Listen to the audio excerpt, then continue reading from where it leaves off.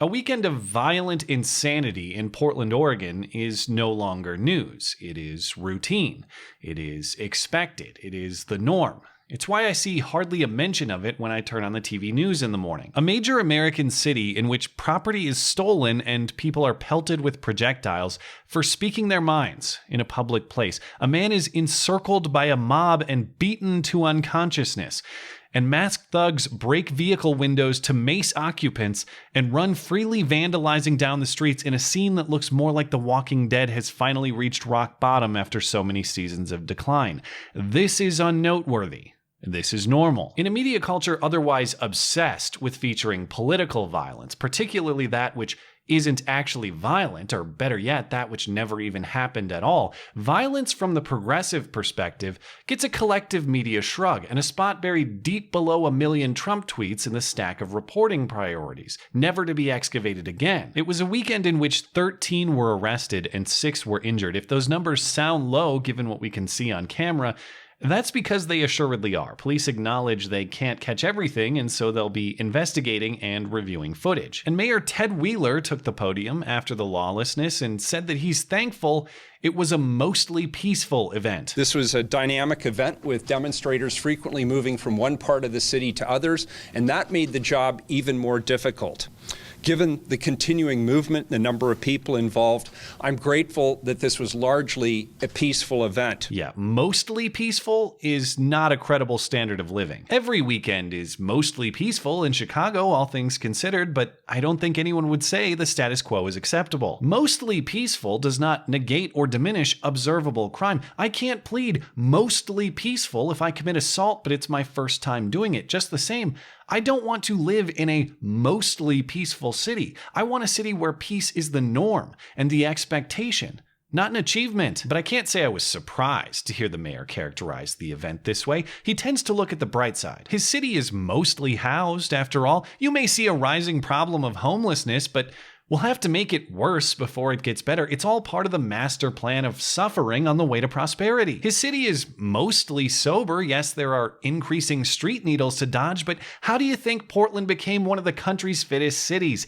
Every street is an obstacle course. And mostly peaceful fits right in with that philosophy, but I knew when I heard him say it, I had to listen to the rest of this press conference. I like the single, but I want to hear the deep cuts. It's the rest of Ted Wheeler's narrative where you find his true masterpieces. In case you haven't heard, Ted is a big free speech guy. Listen, here in Portland, Oregon, we support the rights of people to assemble, and we support the rights of people to express their opinions.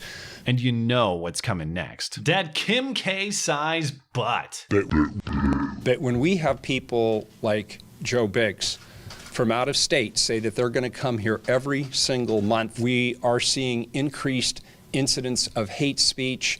We're seeing increased situations where there are mass shootings and other large-scale events. We have a rising white nationalist movement based on white supremacy in this country. Ah, yes, white supremacists inciting political violence under the leadership of the Afro-Cuban guy who condemns all political violence. We came over here to raise awareness for domestic terrorism. Now, that's not just for Antifa. That includes the shooting that happened in El Paso, the shooting that happened in Dayton, Ohio, the attempted firebombing in Tacoma, Washington, and the shooting at the ICE facility in San Antonio. The straw that broke the camel's back was the attack on Andy Ngo, an independent journalist that was just trying to document Antifa, and he got brain hemorrhage. Very tricky. You got to read between the lines. I never understand why we're supposed to take Antifa at their word that they're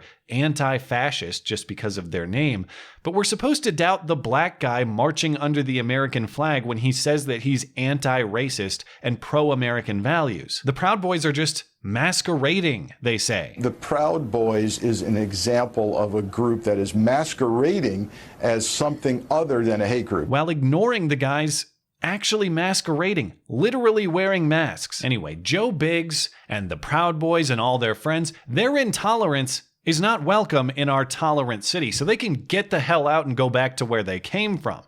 Tolerantly, of course. But at a time when people are expressing hatred, at a time when people are expressing intolerance, when there's rhetoric that is aimed predominantly at women and people of color and immigrants, it creates a sense of uncertainty and a sense of fear. And so Mr. Biggs and others saying that they're going to come here, that feeds in to that sense of fear. So I want to be very clear.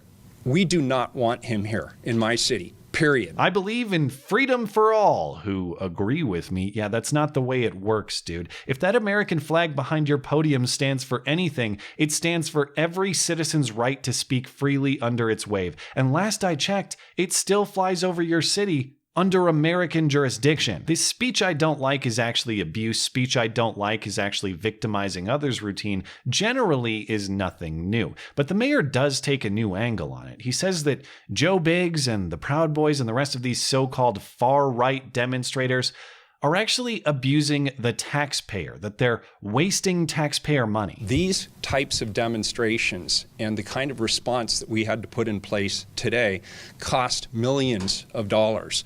And if we're spending money here today doing this, those are resources that could go to other top priorities in this community. So they're, number one, misusing public taxpayer resources. And I hope they think about that. Well, hey, a slow clap for the progressive who actually found an area of government waste he wants to reduce. It's just too bad this is apex clownery, the most vital purpose for government, the basis of legitimacy on which it exists is to secure the rights of the people. And the right to speak freely is the first right on that list. Not only is protecting that right not wasteful, it's government job number one. Somehow every other aspect of your life, your housing, your schooling, your healthcare, your business, these are all appropriate areas for government intervention and spending. But your right to be left alone, to say what you believe to be true, that's the line in the wasteful sand, he says. This is exactly backwards. And worse yet, it's an argument driven by politics, not principle. Was it taxpayer waste when leftists usurped your traffic signals and spontaneously directed cars under threat of violence for disobedience? When Antifa and related groups trashed your city with a biohazard encampment last summer and then drove a homeless benefit charity food cart out of business, was cleaning up this mess a waste of taxpayer money, or was that just the cost of doing a job well done? I want to thank you for bringing national attention to this important issue. Even if I take the mayor's point in the best possible way, that it's not the speech per se that is the taxpayer waste, but the peacekeeping effort that's necessary in response to it, who is responsible for threatening and breaking the peace? By the numbers, you have a few hundred conservative activists tops, or fascists, as the Huffington Post journalistically categorizes them, against closer to 1,000 opposing them. You have a 3 or 4 to 1 left-wing domination in the perspectives of the demonstrators, and all the available footage shows masked left-wing instigation of violence. I've looked, genuinely. I cannot find even one case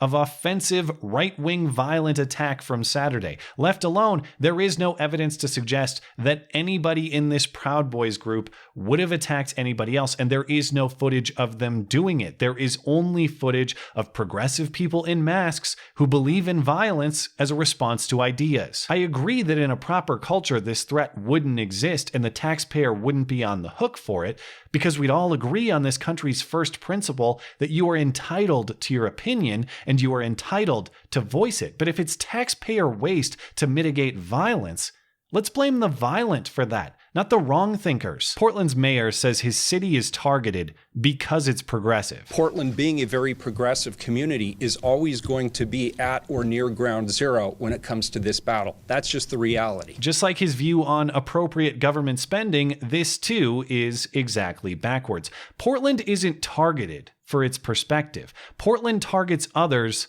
for their perspectives. When you have a long-established standard that violence is sometimes an acceptable response to ideas, depending on whether or not we agree with the ideas, that it's sometimes okay for a majority to abuse a minority, again, depending on whether or not we agree with the ideas, you don't get to be surprised when more violence is the outcome of that standard. If your city is uniquely violent, outside manipulation is a far less likely explanation than the simple truism. Your city is uniquely violent. And if you don't believe me, Mr. Mayor, how about just a little bit more taxpayer waste on an experiment to test these competing theories about where this problem actually originates? Let's get a bus full of these Portland Antifa guys, and we'll take them on a field trip to much more conservative Idaho. Let's just go straight down I-84 and we'll get a permit to demonstrate in Boise. We'll make it as close to a mirror case as possible. These far left agitators going into a